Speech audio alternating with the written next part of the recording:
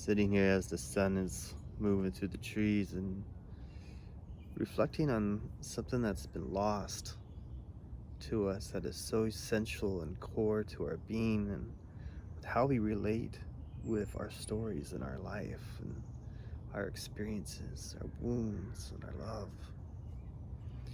I'm writing my book, Breaking Spells. And as I do, there's this courtship occurring where I'm courting the spells that have been cast, that they may speak and be given voice.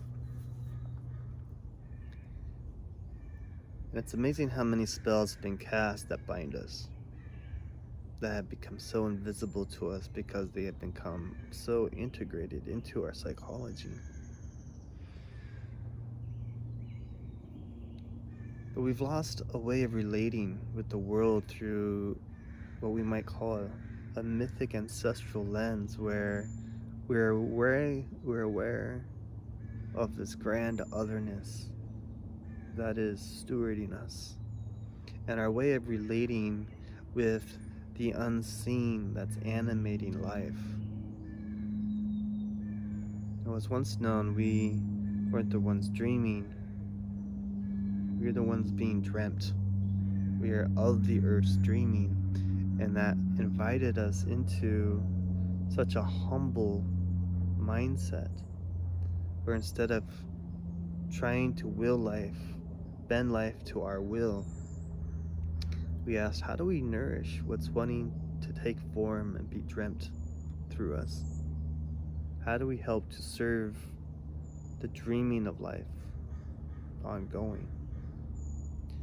And right there's a very different mindset and a different way of relating.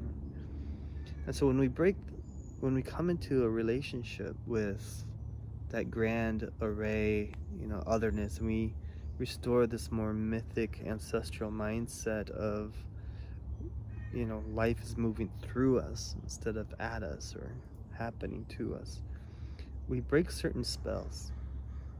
Some of these spells is like the spells, did you do things good or did you do things bad? What's being done right? What was wrong? What's success? What's failure? And when we adopt those kinds of psychology, we end up into a competitive mindset where you're either winning at life or you're losing at life. Through a industrial or a Christian mindset, it's like we come into the world in sin. And so right there, they are presupposing that we are in a deficit. But the mythic mind says, we come into the world not fully formed. Just like a baby elephant grows into an adult elephant, we are a spirit growing into the potential spirit through our own unique human expression. And so when we restore this kind of psychology, we come into a deeper relationship with the movement of our life. We can see our past and the path that we have navigated and the territories that we were within, and we can see it from a lens of relationship, of how spirit was moving us to bloom us, how life is constantly remaking itself through our own experience of being broken and healing and growing. And when we have that kind of understanding, then wow, there's healing, and suddenly you can see where you are, that in the story being lived through you, and let go of all the other guilt and shame and what ifs. And you can say, how do I nourish what's ready to dream through me?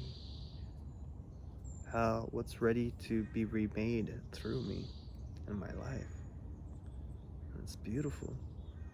So we're gathering around the virtual fireside where we're going to share this and go deeper and have conversation and be in the stories and the poems that really break us open into this mythic awareness again. So I'd love to invite you to join us for Breaking Spells and be a part of this journey as I write this book.